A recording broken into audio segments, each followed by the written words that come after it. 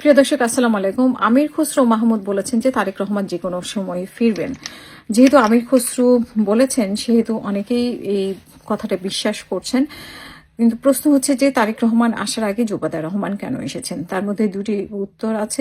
একটি হচ্ছে যে তারেক রহমান নিরাপত্তা নিয়ে নিজেই পর্যবেক্ষণ করতে এসেছেন, অন্যটি হচ্ছে শাশুড়ির অসুস্থতা দেখার জন্য।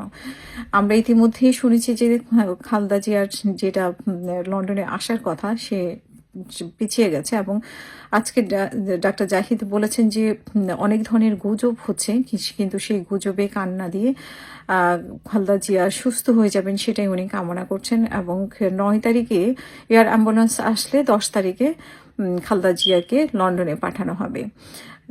আরেকটি প্রশ্ন এখন ঘুরপাক খাচ্ছে যে জুবাইদা রহমান কি রাজনীতিতে আসছেন কিনা।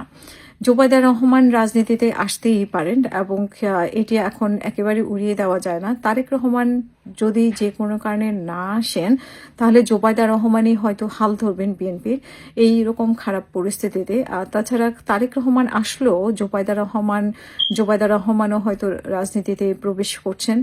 এবং জুবাইদা রহমান যদি রাজনীতিতে প্রবেশ করেন, বিএনপি রাজনীতিতে, অবশ্যই একটা সুখবর এবং অনেকেই ওনাকে স্বাচ্ছন্দ্যে গ্রহণ করবেন এবং ওনার নেতৃত্ব মেনে নেবেন। এখন কবে কিভাবে ওনারকে ঘোষণা করা হবে বিএনপির পক্ষ থেকে, আনুষ্ঠানিকভাবে ঘোষণা আসবে, সেটাই এখন দেখার বিষয়। এদিকে আমরা দেখেছি যে খালেদা জিয়া অসুস্থ হলেও, তারেক রহমানের আশা অনিশ্চয়তা হলেও, নির্বাচনের প্রচারণা এবং নির্বাচনের প্রস্তুতি কিন্তু বিএনপির পক্ষ থেকে থেমে নেই।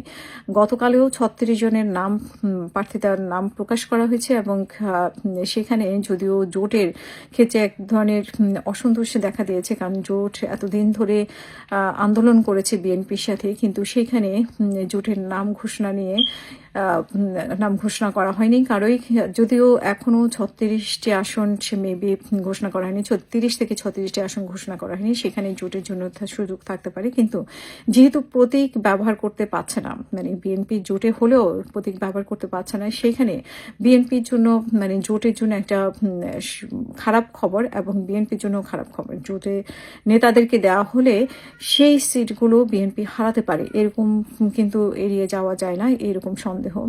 সেইখান থেকে বিএনপি হিসাব নিকাশ করছে হয়তো এখনো, এবং সেই হিসাব নিকাশের পরে হয়তো বিএনপি চূড়ান্ত তালিকা দিবেন, আসলে জোটের কাউকে দিবেন কি দিবেন না। ইতিমধ্যে অনেক ক্ষোভ প্রকাশ করা হয়েছে।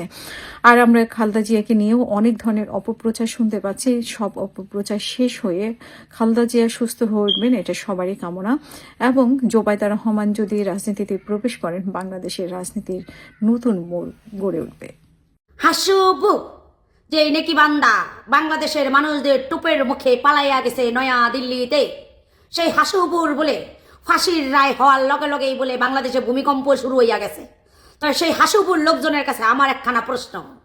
কোরআনের পাখি দেলোয়ার হোসেন সাইদি যখন পিজি হাসপাতালে তাকে হত্যা করা হয়েছিল, তখন ভূমিকম্প হয়েছিল, এই কথাগুলো আমরা সুশীল সমাজের কিছু লোকজন তুইলা ধরার চেষ্টা করছিলাম এবং আমরা কিছু লোকজন বলছিলামও যে কোরআনের পাখি দেলোয়ার হোসেন সাইদিকে পিজি হাসপাতালে হত্যা করা হয়েছে, তার জন্য বাংলার জমিনে ভূমিকম্প হয়েছে, এর জন্য হাসুবুর লোকজন আমাদেরকে কেলাইছিল এবং বাংলাদেশ পুলিশ প্রশাসনদেরকে নিয়ে আমাদের বাংলাদেশে দৌড়াইছে। আমরা বাংলার জমিনে শান্তি পাই নাই এবং কোরআনের পাখি দেলোয়ার হোসেন সাইদিকে ঢাকার শহরে জানাজা দিতে দেয় নাই। তাকে পিজি হাসপাতালে তার লোকজনদেরকে পিটাইয়া পাটাইয়া রাত্রের ভিতরে ফাঁকা মাঠ করে ফেলছে। কার কার মনে আছে আমার কমেন্ট সেকশনে কমেন্টস করে যাবেন। তখন হলো এডিসি হারুন ছিল, যেই হারুনে বন্ডামি সোট্টামি ছেঁচড়ামি করতে গিয়ে ধরা খাইছে। তারপরে আওয়ামী লীগের আমলেই তাকে আবার ঢাকার শহরের থেকে পুতুল খেলা করে এই যে বাদাম হাসপাতালে ধরা খাইছিল। সেই ধরা খাইয়া পুতুল খেলা করে তাদেরকে লুকুচুরি করে ঢাকার শহরে রেখে আবার বিভিন্ন জায়গায় পাঠাইয়া দিছে। আল্লাহ ছাড় দেয়, কখন আল্লাহ কাউকে ছেড়ে দেয় না। এখন সেই পাপী মহিলা বলে যে আমার ফাঁসির রায় দিছে, তার জন্য বাংলাদেশে ভূমিকম্প শুরু হয়েছে।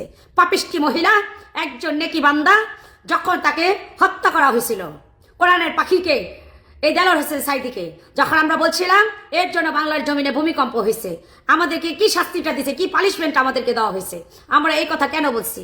এডিসি হারুন কিভাবে নির্মমভাবে এই কোরআনের পাখিকে যারা দেখতে আসছে পিজি হসপিটালে, তাদেরকে ফজরের আগেই ফাঁকা করে ফেলছে।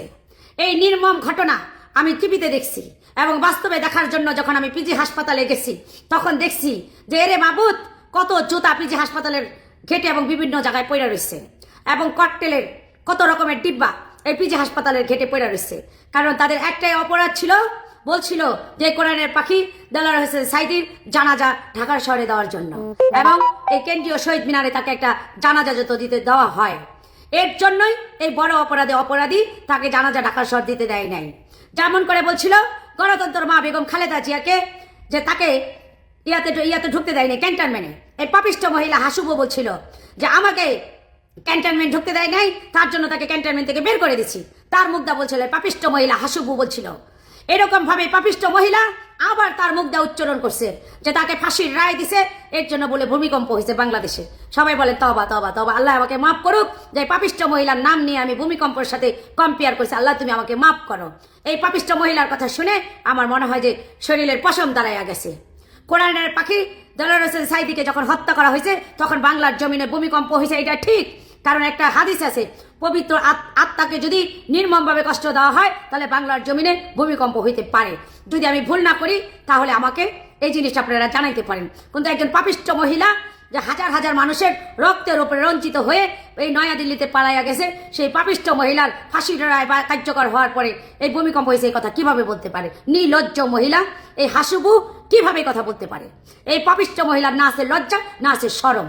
এই হ্যালো এভরিওয়ান, আমরা মানুষ হিসেবে সবসময় সবার প্রথমে মানুষের কথা ভাবি এবং মানুষের ভালোর জন্য চারপাশের প্রকৃতি কিংবা অন্য প্রাণীর ক্ষতি করতেও আমাদের তেমন দ্বিধা হয় না।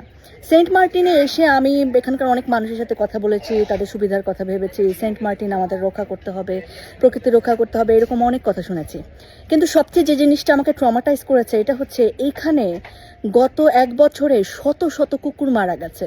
কারণ এখানে তো পর্যটক নেই, তার মানে হচ্ছে এখানকার মানুষজন তার অত এক্সট্রা খাবার ওদের থাকে না, কুকুরগুলোর কোনো খাবার নেই এবং খাবারের অভাবে তারা নাকি নিজের বাচ্চাকে খাওয়া শুরু করছে এবং অনেক কুকুর আসলে একেবারে জীর্ণশীর্ণ। এখানকার সবগুলো কুকুর এরকম জীর্ণশীর্ণ এবং কেমন জানি ওদের মধ্যে কোনো মানে ওদের যে স্বভাব, যে প্রাণোচ্ছলতা, সেটা একেবারেই নেই। এবং এখানে একটা কুকুর আছে, আমি যে রিসোর্টে আছি স্যান্ড ক্যাসেল, সেখানে একটা কুকুর হয়তো ওরা যখন খিদা পায় খুব স্বাভাবিকভাবে ওরা কি করে ওই মুরগির খোয়ারে যায়, ওই যে একটা ছাগলের বাচ্চা খেতে যায়। কারণ খিদা তো আসলে মানুষকে যেরকম মানে যে কোনো কিছু করতে উৎসাহিত করে, কুকুরের বেলাতেও তাই। ক্ষুধা তো আসলে কোনো ঠিক বেঠিক মানে না। সো তারা যখন খাবার পায় না, মানে এখানে মানুষ না থাকলে কি যে অবস্থা। এবং ও এরকম একটা কিছু চুরি করতে গেছিল হয়তো, এবং তাকে গরম পানি মেরে এমন ট্রমাটাইজ করা হয়েছে যে ওর কাছে মানুষ গেলে ও ভয় পায় এখন। সো